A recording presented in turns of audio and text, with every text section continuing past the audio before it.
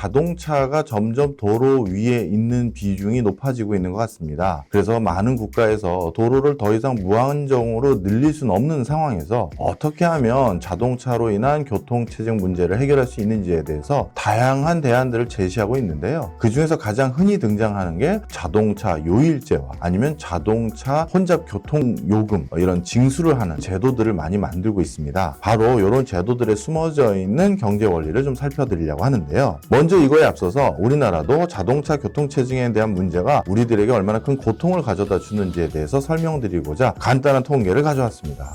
서울시에서 제시하고 있는 이 서울 통계에 따르면요, 서울 시민들이 거주지를 선택할 때 위치, 교통 등 주변의 여건을 가장 많이 고려하는 것으로 나타났습니다. 특히 교통과 같은 여러 주변 요건을 고려하는 것이 59.1%로 거주지를 결정하는 데 있어서 교통 여건은 가장 중요한 요소로 나타났고요. 두 번째가 경제적 여건, 그게 45.2%, 즉 내가 이 동네에 살 수 있는 자금 여력이 있는지, 이게 오히려 교통보다 두 번째였고요. 그 다음에 생활 환경 여건, 주변의 정주 여건이 좋은지가 30.2%다. 이 순위로 결정이 됐습니다. 물론 중복 투표가 가능했기 때문에 전체 합은 100%보다 큽니다만, 이렇게 여러 다문항을 선택할 수 있었을 때 가장 큰 고려 요인으로 교통을 선택했다는 점은 그만큼 교통이 우리 생활의 중요한 요소다라는 걸 알 수 있습니다. 자, 그렇다면 이런 과정에서 지금 교통난을 해결하는 방법, 크게 어떤 것들이 있는지 먼저 살펴보도록 하겠습니다. 하나는 도로를 넓히는 것이고요. 하나는 도로 위에 있는 차량을 줄이는 것일 겁니다. 그러면 도로를 넓히는 문제부터 살펴보도록 할까요? 서울을 기준으로 말씀드리도록 하겠습니다. 서울시의 경우 도로를 1km 신설하기 위해서는요,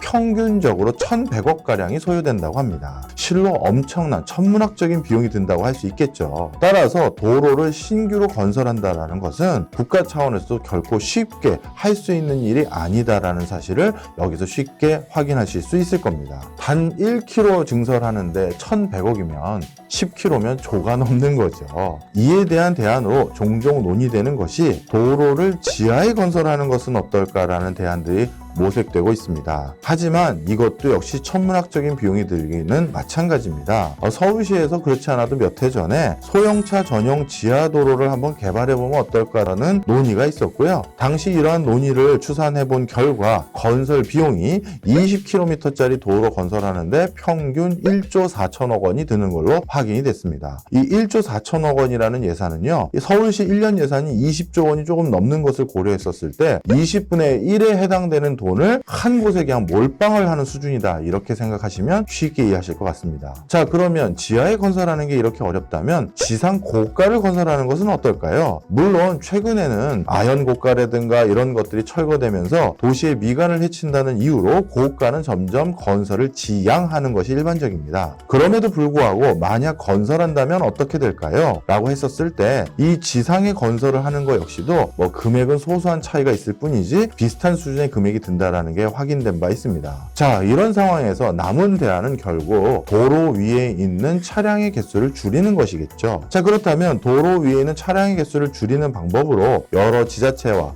해외 국가에서 활용하고 있는 것은 크게 두 가지입니다. 요일제를 시행해서 특정 요일에는 자동차 운행을 덜 하는 방식을 권고하는 게 하나 있고요. 또 하나는 중심지로 들어오는 차량들에게 통행료를 징수하는 방법입니다. 자, 이 두 가지 모두 기존 자동차 소유주들로부터 차량 운행을 일부 제한하는 방식을 유도하는 것이라고 할 텐데요. 그렇다면 이 두 가지 모두 정책 효과는 어떻게 달라질까요? 두 가지 모두 정책 효과는 똑같이 만들 수 있는 방법이 있습니다. 예를 들어서 요일제 같은 경우는 특정 한 요일에 내 차량을 운행 못하니 그것으로 인해서 전반적으로 자동차 운행 대수가 도로 위에서 줄어드는 폭이 있을 겁니다. 만약에 통행료 징수 제도를 이 요일제와 똑같은 수준으로 만들고 싶다면요, 도대체 통행료를 1,000원 했었을 때 이거랑 똑같은 효과가 생길지, 2,000원 했을 때 똑같은 효과가 생길지, 3,000원 했을 때 똑같은 효과가 생길지를 비교 분석해서 특정 요일에 자동차 운행을 안 했을 때와 동일한 수준의 도로상의 차들이 나올 수 있는 금액을 결정해버리면 되는 겁니다. 따라서 도로상에 있는 자동차 대수가 줄어들게 만드는 데는 요일제나 통행료 징수나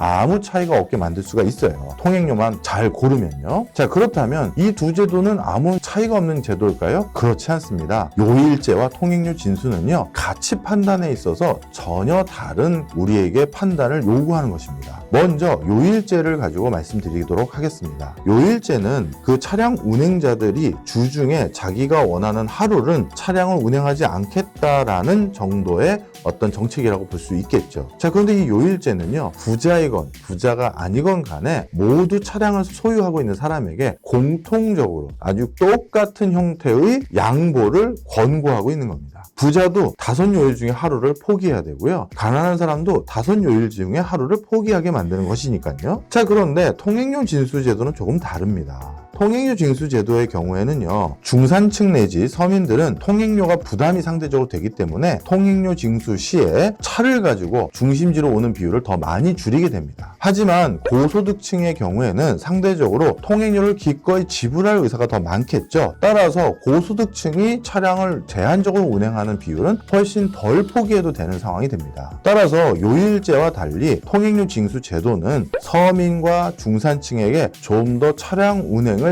제한해 주십시오라고 권고하는 꼴이 되는 것입니다. 자, 그렇다면 통행료 징수 제도는 불편 부당한 제도일까요? 이걸 또 조금 달리 환원하면 또 다른 판단이 우리가 해볼 법한 게 있는데요. 그것은 뭐냐 하면 통행료 징수를 했을 때 누가 차량을 가지고 오는 게 더 합리적이냐 하면 기회비용이 큰 사람들이 차량을 가지고 오는 게 경제적으로는 더 합리합니다. 예를 들어서 내가 1시간에 사건을 수임하거나 소송을 하거나 환자를 처치하거나 아니면 비즈니스를 하면서 거래처를 만났을 때 그 1시간의 기회비용이 몇십만 원 또는 몇백만 원 또는 몇천만 원 하는 사람들은 자신의 시간을 세이브하기 위해서 자가운전을 하면서 액티비티하게 도어투도어로 빨리빨리 움직이는 게 훨씬 더 중요할 겁니다. 이런 사람들에게는 그럼 너는 그렇게 자가운전을 하는 비용을 그때그때 통행료로 내면서 네가 하고 싶은 운전을 해. 이렇게 하고 저는 시간은 오늘 여유가 있고요. 그런 여유가 있는 저에게는 사실 그렇게 통행료를 징수할 경우 그냥 지하철을 타거나 버스를 타고 가는 게 전 나아요 라고 하면서 그렇게 시간당 기회비용이 높지 않은 분들에게는 지하철이나 버스를 유도하면 그분들도 그것을 받아들일 수 있다라는 그 근저의 맥락이 깔려 있는 것이죠. 그래서 경제적인 효율성을 좀 더 생각했었을 때는 통행료 징수 제도라는 게 더 맞는 것이고 경제적인 형평성을 좀 더 고려했었을 때는 요일제가 더 맞는 것입니다. 그래서 많은 국가에서는요, 좀 더 형평한 것을 중요시 여기는 국가들은 당연히 요일제를 더 좋아하고요. 좀 더 효율성을 더 중요시하는 국가들에게는 통행료를 징수하는 것을